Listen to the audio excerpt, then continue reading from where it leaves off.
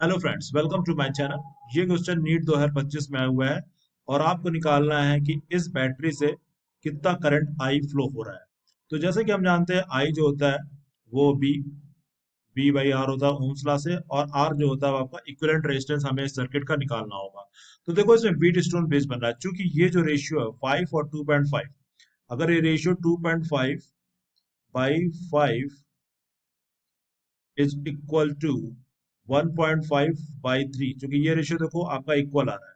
अगर इक्वल आ रहा है तो ये बैलेंस बीट स्टोन पेज है। अगर बैलेंस बीट स्टोन होगा तो 6 ओम रेजिस्टेंस आपका गायब हो जाएगा, इससे कोई करंट फ्लो नहीं होगी। तो इसकी सर्किट में कोई जरूर आप हटा सकते हो।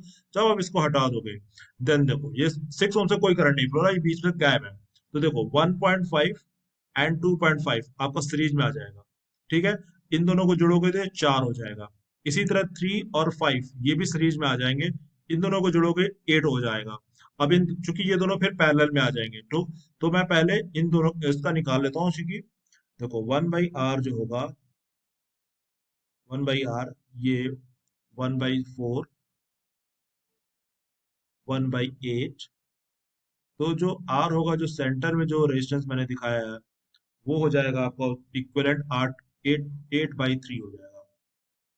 ये वाला जो 5, 2.5, 3 एंड 1.5 ओम का 1.5 ओम का जो इक्विवेलेंट रेजिस्टेंस हो जाएगा वो 8/3 हो जाएगा।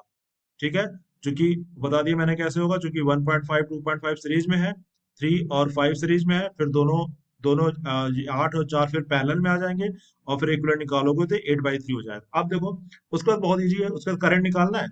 करंट देखो, करंट निकालना है। अब देखो वी तो 5 दिया हुआ है, वी तो बैटरी का वी दिया है 5, उससे करंट निकालना है।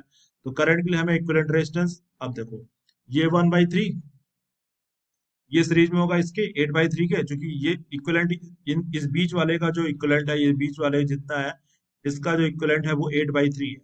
तो 1/3 और प्लस 1/3 एंड प्लस 8/3, बीच वाला जो मैंने दिखाया है उसका इक्विवेलेंट, प्लस ये 1.5, सब सीरीज में हो गया। उसके बाद उसके बहुत बहुत इजी क्वेश्चन है। प्लस 1.5, 1.5 एंड देन प्लस 5.5, सब सीरीज में हो गया है। उसके बाद अब देखो, अब इसको जोड़ते हैं। तो 5/5/1 1/3, ये 9/3 हो जाएगा, और 9/3 3 हो जाएगा, और 3 5.5 1.5 ये होता है 5 5 10 7, और 7 3 10, तो ये नीचे 10 आएगा आपका, नीचे 10 आएगा।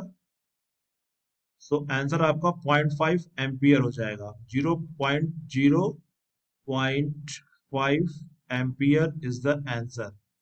ठीक है, ये आपका इस क्वेश्चन का आंसर है। बी आंसर इसका करेक्ट है। Okay, thanks for watching this video.